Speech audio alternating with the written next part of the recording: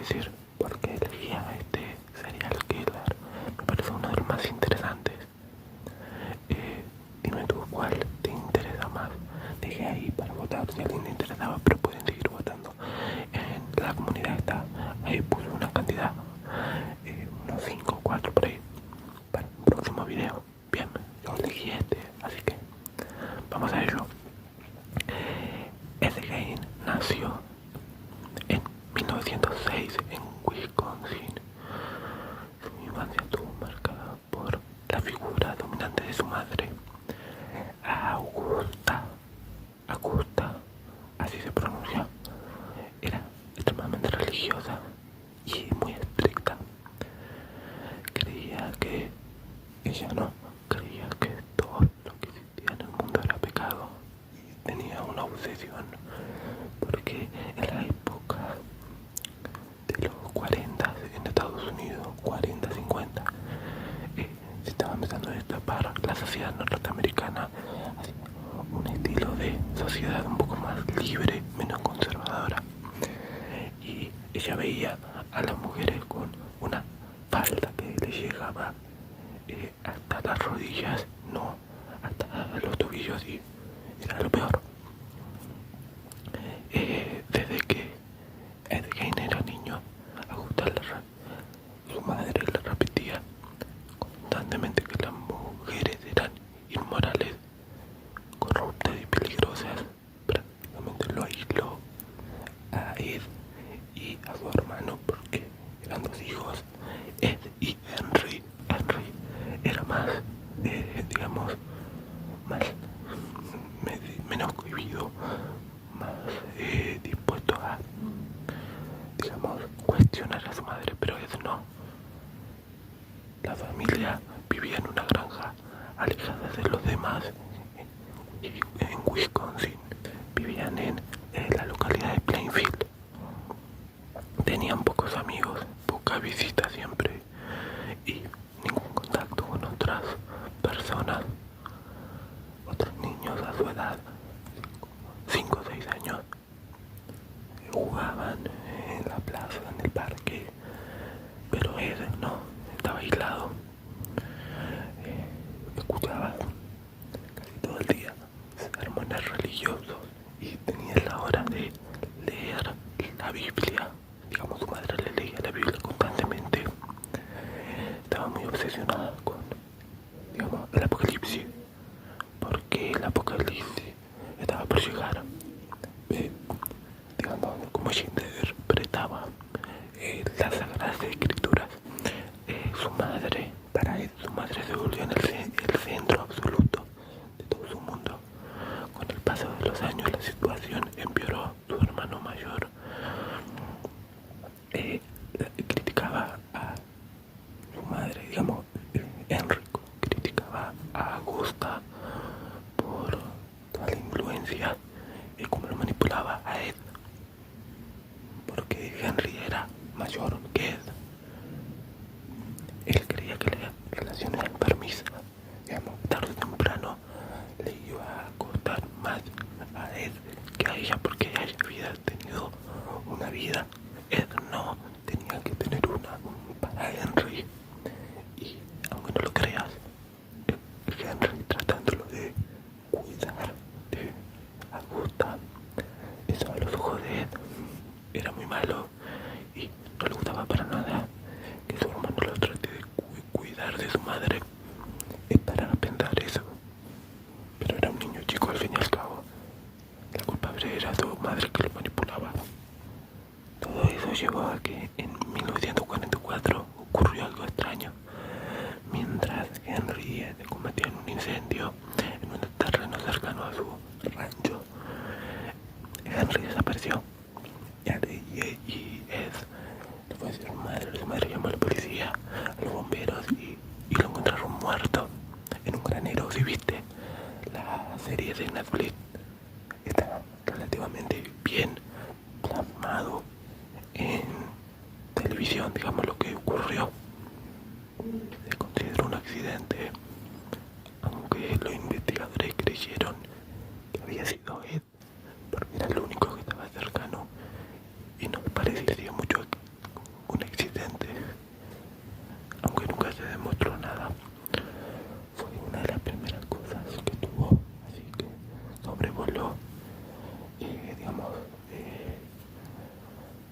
él de manera mala. Poco tiempo después ocurrió algo que lo destrozó totalmente. Augusta, su madre, murió. Él ya era mayor, tenía 40 años, pero vivía solo, digamos, vivía con su madre, pero también en su vida común. Estaba solo, no tenía amigos, no tenía una pareja, no tenía nada. El padre murió cuando era relativamente joven porque era alcohólico. Y su madre y su hermano también murió, como te conté. Fue lo único que él tenía como para vivir, además del tremendo aprecio que le tenía, que le tuvo toda su vida. Fue horrible y por eso entró en una depresión terrible para él.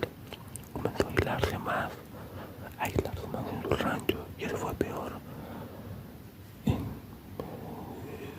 digamos, el doble, porque una persona que tiene problemas mentales y los problemas mentales que él tenía, ahí no es recomendable aislarse.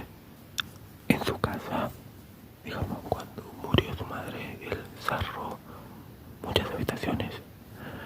Casi no tenía una habitación abierta. La casa de Pancho, él tenía bastantes habitaciones, la cerró todas, especialmente la de la madre, que la trató como un santuario dedicado a ella, algo intacta, limpia, impoluta. Como él en su interior creyó que su madre algún día volvería, pero estaba mal de la cabeza y no iba a volver porque estaba muerta. Durante años después de la muerte de su madre vivió relativamente bien al ojo de la gente, al ojo de la sociedad, al ojo del pueblo. Realizaba trabajos ocasionales, tareas para vecinos, visitaba el pueblo, visitaba el bar, la ferretería, conversaba con la gente, incluso algunos le llamaban el simpático Ed. Pero por la noche ocurrió algo muy diferente. La combinación de la soledad y la noche para una persona que estaba muy enferma y cursaba una depresión tremenda fue terrible. Él desarrolló una obsesión enfermiza. Leía libros sobre anatomía, leía artículos, experimentos médicos. Estuvo muy obsesionado por el primer, digamos, en el mundo, digamos, reconocido el primer cambio de género que hubo. Y él estaba muy emocionado con eso. Le emocionaba bastante. Si viste una película de Netflix, en esa parte de la historia la retratan bien y es terriblemente perturbadora, bastante macabra. Te recomiendo que la veas. Esa parte a mí me dio calofríos. Comenzó a obsesionarse con la muerte, con la idea de recuperar a su madre o a algo que se pareciera a ella. En esa década de los 50 comenzó a visitar cementerios de su comunidad de Plainfield, en Wisconsin, principalmente tumbas de mujeres que recientemente habían fallecido. Esperaba la noche, desenterraba los cadáveres, los cuerpos, y se llevaba a su granja, se lo llevaba a su granja. Es inquietante que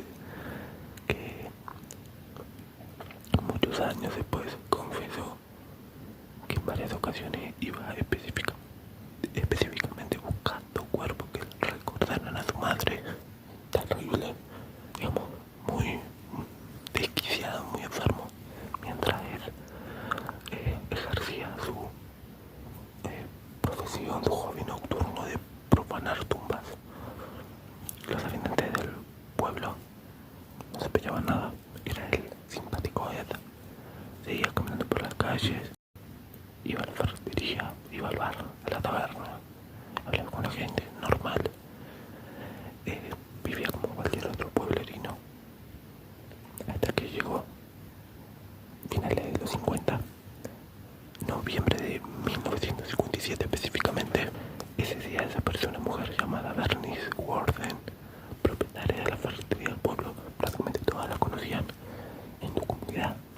Todos conocen el ferretero, todos lo conocen. La investigación llevó rápidamente, como cualquier investigación normal, al último cliente registrado en la caja de la ferretería, que era él. La policía fue directamente a la granja en Plainfield. Estaba aislada, pero fue hasta ahí y la registraron.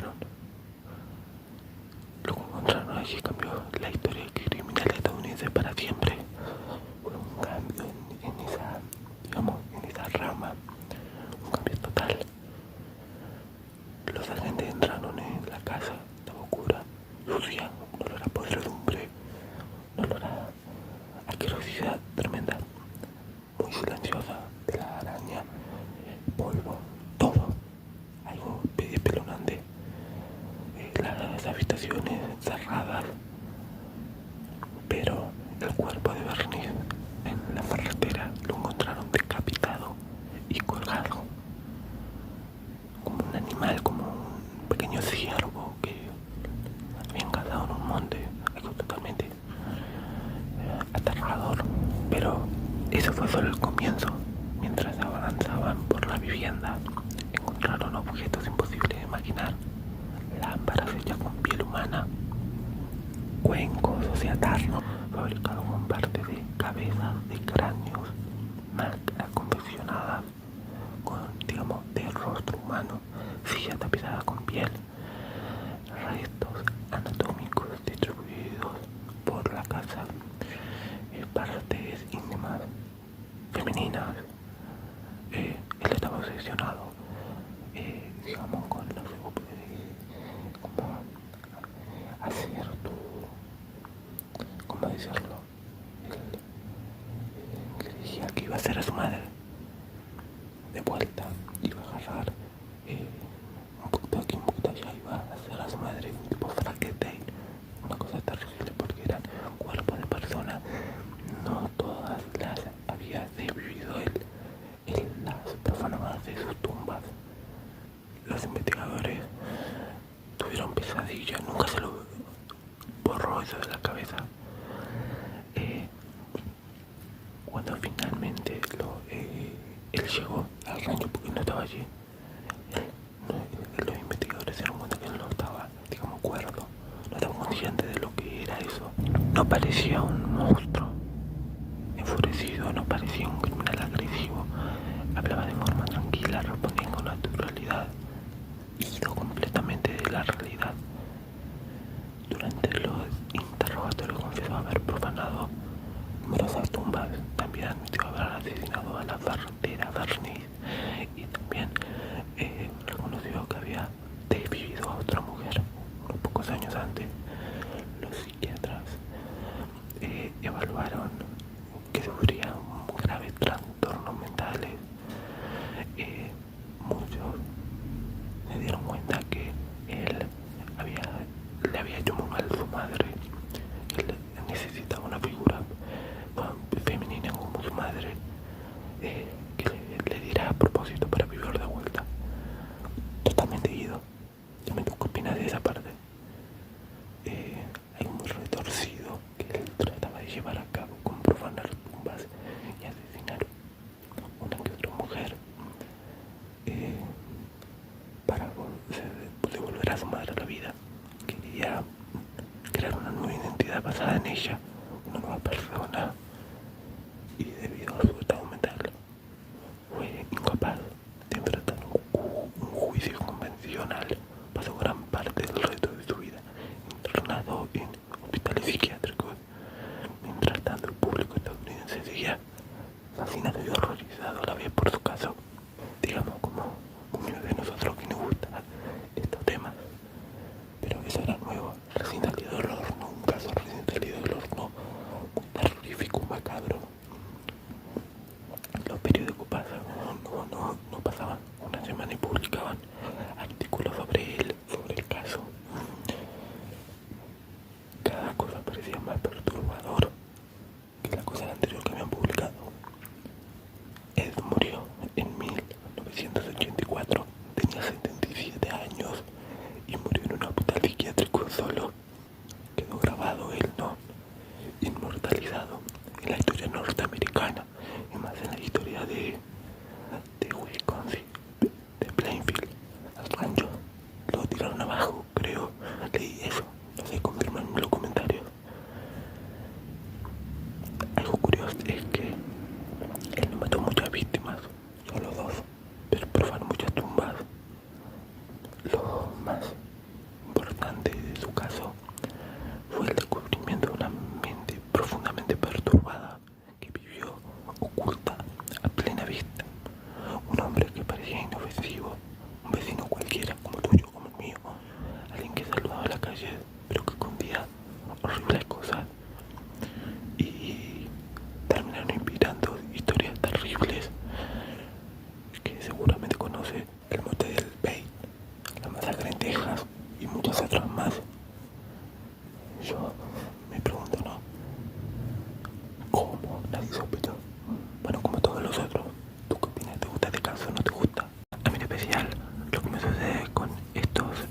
sería alquilar. Es que me da la sensación de que me gustaría, bueno, en realidad no, pero por simple curiosidad, ¿no? Estar así como espectador en primera plano de el periodo cuando llevó a cabo estas cosas, ¿no? Y ver lo que piensa en cada segundo, por qué lo hace, cuál es su, digamos, su impulso a hacerlo. Me pasa con el Game, Richard Ramírez, Dahmer, el Zodíaco, ¿no? También. Y Ted Bundy y los otros, tanto que tú dime cuál te gustaría que sea el próximo. Richard Ramírez, el acosado nocturno, el Zodíaco, Gary Ridgway, que fue el asesino del Green River, Dahmer, no sé, estaría interesante que sea menos conocido, ¿no?